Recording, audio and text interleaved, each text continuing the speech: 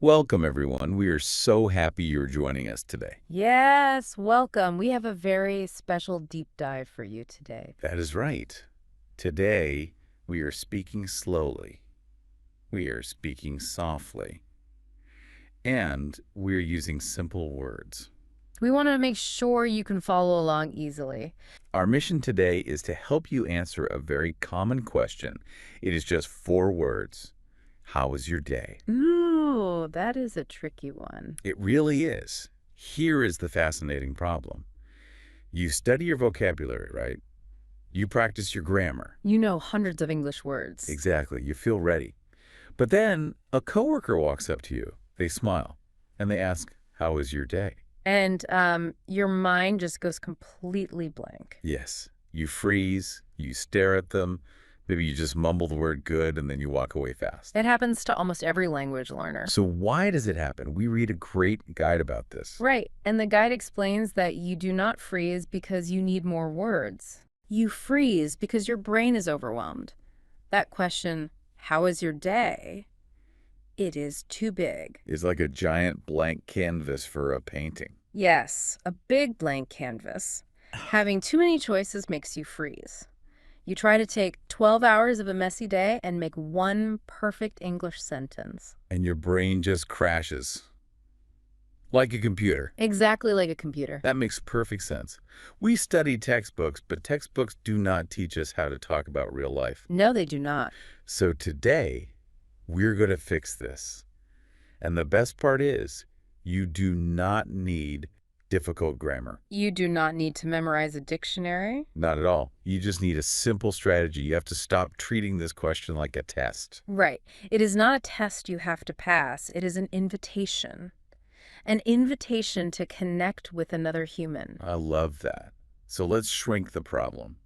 We need a simple starting point. When you feel that panic, just reach for one basic feeling. One word. Like, my day was good. Or my day was busy. Relaxing.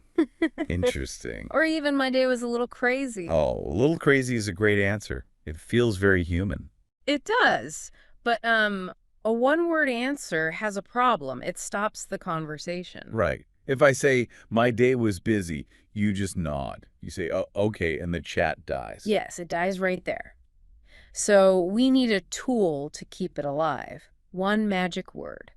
The word because. Because it changes everything. It moves you from a simple label to a real reason. You do not just say, my day was busy. You say, my day was busy because I had many things to do. Or my day was relaxing because I stayed at home. Think about building a wall, a simple wall.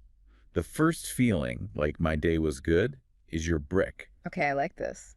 And the word because is the cement, the glue. Yeah. It holds that first brick to the next brick, which is your reason. That is a perfect way to look at it. Psychologically, that little bit of cement, the word because, satisfies the listener. That shows you actually want to talk to them. Right. It takes the pressure off. You answered the question. You gave a complete thought. So we have our simple start. But if we want to talk a little more, we need a story. And where's the best place to start a story about your day? The morning. But we have a problem here, too. Everyone says the exact same 3 words. I woke up. Yes. I woke up. I took a shower. I ate breakfast. It is true, but it is invisible. People hear I woke up so much that their brains turn off. It is boring. It's completely autopilot, so we have to wake the listener up. We have to move past I woke up. The guide we read had great ideas for this. Talk about the real specific morning. Give me an example. Well, instead of I woke up, say, I woke up 10 minutes before my alarm. Oh, that's a very specific feeling. It changes the whole mood. Or, a modern habit, I woke up and immediately checked my phone. We all do that. Everyone does that. Yeah. But we rarely say it. Exactly. Or, my personal favorite, I woke up wanting 5 more hours of sleep. Yes. That is so relatable. Or on a Saturday, I woke up and did not know what day it was. These opening sentences instantly tell the listener your mood. And then we get to breakfast. The guide says we should talk about our mistakes here. Breakfast is prime time for funny little disasters. Like burning the toast. Yes. Or dropping a coffee spoon on the floor. Or this funny one from the text. This morning, I spent 5 minutes looking for my glasses, only to realize they were on my head. That is a classic mistake. Okay, wait. I have to push back here. All right, what is your thought? If I am a beginner English learner, I am probably nervous. I want to sound smart. I want to sound capable. Sure, that is natural. Why would I tell a coworker about my clumsy mistakes? Why tell them I lost glasses that were on my head? Doesn't that make me look foolish? That is a very valid concern. It feels safer to present a perfect image. Like saying, I woke up, stretched, drank water, and read the news. That sounds good. It sounds good, yes. But think about human connection. Perfection is like a tall wall. Okay. If you tell someone about your perfect stretching routine, they might think you are impressive, but they do not feel close to you. So perfection pushes people away. Yes. But vulnerability, showing a small mistake, that is a bridge. Showing a flaw draws people in. Absolutely. Dropping a spoon happens to everyone.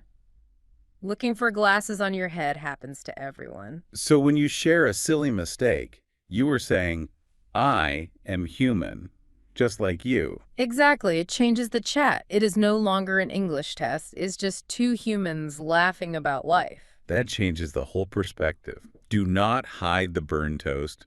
Put it right in the story. Yes. Share the burnt toast. And then, Carry that good energy into the middle of your day. right, so the morning ends. The real day starts. Work, school, or staying home. And let's be honest, those things can be very boring to talk about. Very boring. I answered emails. I studied math. I cleaned the kitchen. How do we make normal things interesting? You have to personalize the action. Do not just say the physical thing you did. Share a personal thought. So instead of I answered emails, what do I say? You might say, I made a mistake on an email today, but I learned how to fix it. Oh, wow. That takes boring office work and turns it into a tiny story about learning. Yes. What if you stay home? The rule is the same. Talk about the result of the action. Like, instead of I cleaned my room, talk about what happened next. There is a brilliant example from the guide. I spent 30 minutes organizing my desk, and now I cannot find anything. That is so true. Sometimes being organized makes a new problem. It is a funny, unexpected result. And that brings us to a crucial idea, the power of the unexpected. Yes, the unexpected, the things we do not plan for. Those are the best conversation starters. Because they break the normal, boring routine, like finding money in an old jacket pocket. That instantly makes a day good. Or the internet breaking right before a big meeting, running into an old friend on the street. Or my favorite example from the source material.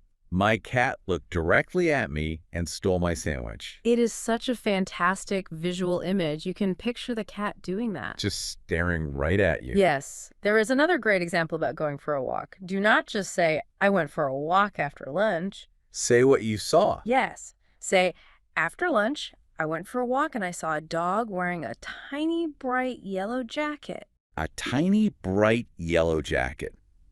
Think about the listener's brain when they hear that. They're waking up. Right. Yeah. Usually they are on autopilot, waiting to say, fine, how are you? But if you say, dog in a yellow jacket, they have to stop. They have to see the picture in their mind. You prove you are paying attention to the world. It brings bright color into a gray conversation. The listener will definitely smile. It reminds me of cooking. How so? Well, a boring day is like a bowl of plain white rice. It is fine, but it has no flavor. Right, plain rice. But these unexpected details, they are the spices. The spices, I love that. I stayed home, watched videos, and accidentally ate a whole box of cookies. The cookies are the spice. The cat stealing the sandwich is the spice. The dog in the yellow jacket is the spice. You do not need a crazy, exciting life. You just need to notice the small spices. And notice something important about these spices. They use very simple English. Yes, they do. Cat, stole, sandwich, dog, yellow, jacket. These are beginner words. Beginner words making a great story. Ab- So we have simple starts. We have funny morning mistakes. We have unexpected spices from the afternoon. But a day is not just a list of things you did. No, a real conversation needs something deeper. It needs feelings, emotion. A day is about how things made you feel. Learners often worry so much about getting the past tense verbs right. They completely forget to share their feelings. And the emotional vocabulary you need is very, very simple. Happy, tired, excited, nervous, proud. We all know these words. The trick is to connect the feeling to the action. Anchor them together. Yes. Instead of just saying, I finished a big project, you add the feeling. I felt proud today because I finished a big project. I felt nervous because I had a meeting with my boss. Or I felt happy because the sun came out. It lets the listener see inside your mind. But we have to be honest here. Yeah. We need to talk about bad feelings too. Not every day is happy. That is very true. How do we talk about bad moments without sounding angry? We do not want to stress out the listener. You focus on small, universal problems, the annoying things that happen to everyone. Like missing the train by just 1 minute. Yes. Or forgetting a password you use every single day. Oh, I do that all the time. Yeah. Your phone battery dying when you were lost. Spilling coffee on a clean shirt. These things happen to literally everyone. And they have a funny side, too. We can find the humor in our struggles. Like the false wave. Oh, the false waves. You know the one? You see someone waving at you, you smile, you wave back very happy. And then you realize They are waving at the person standing right behind you. it is so deeply embarrassing. It is the worst. You want to hide. But talking about it later, it is a great funny story. Or walking very confidently into a room and realizing it is the completely wrong room. Or panicking, looking everywhere for your phone, and you are literally holding it in your hand. We have all searched for the phone in our hand. Sharing this works because it goes beyond language. Even if your grammar is bad, the listener knows that exact embarrassment. They will laugh with you, not at you. Let me ask you a question about this. Okay. Is it always okay to share a bad day or a really boring day? Sometimes learners think they should wait. Wait for what? Wait until they have a perfect, interesting day. Only then will they practice their English chat. Should we wait? No. Waiting for a perfect day is the worst thing you can do. Why? Because if you wait for a perfect day, you will never practice. Real life is not a movie highlight reel. It is just regular life. Right. Sharing bad feelings or boring moments is what makes us human. Never fake a perfect day just to practice English. So if I am stressed, I communicate stress. Yes. If you are bored, practice talking about being bored in a funny way. My day was so boring, I think I watched the paint dry. That is incredibly freeing. A wonderful day, a terrible day, a boring day. It is all good practice material. It is all good. And to finish talking about your day, there is an ultimate sentence. A perfect way to end the summary. Yes.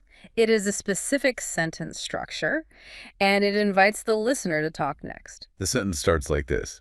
The best part of my day was... The best part of my day was... Yes. It forces you to look back and pick one good highlight.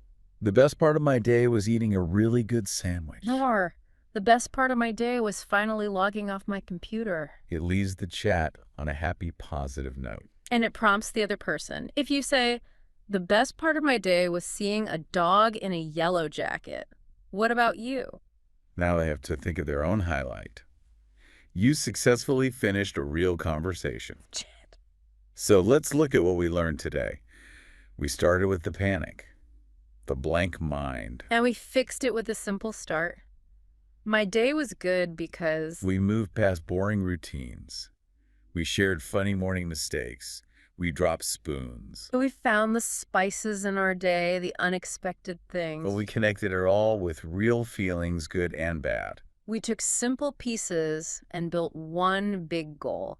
And that goal is not perfect grammar. No, It is not using big, difficult words. The goal is communication. Exactly. The goal is connection, building a bridge between you and someone else. To help you build that bridge, there are 5 simple questions.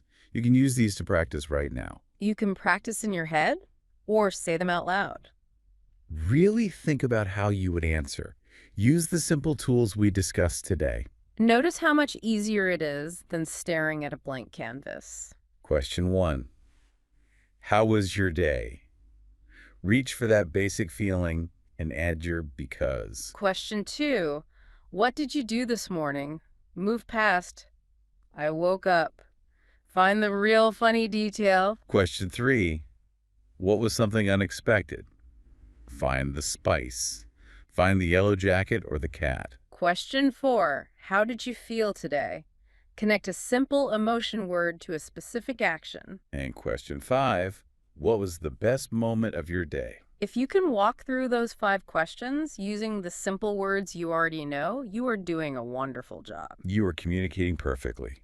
Remember the biggest lesson from our deep dives today? Every single day is a brand new chance to practice. Do not let the fear of a small grammar mistake stop you. Those mistakes make you human. The clumsy moments make your stories real. The vocabulary in your head right now is more than enough to tell a great story. You just need the confidence to speak. So, as we end our time together today, we want to give you a small challenge. Something to think about for tomorrow. The next time a friend or a coworker looks at you, smiles, and asks, "How was your day?" Take a breath. Do not freeze. Do not let the open questions scare you. And please do not just say good and look at the floor. Remember your spices. Remember that they just want to connect with you. Instead of freezing, what small, imperfect detail will you choose to share to build a real connection with them?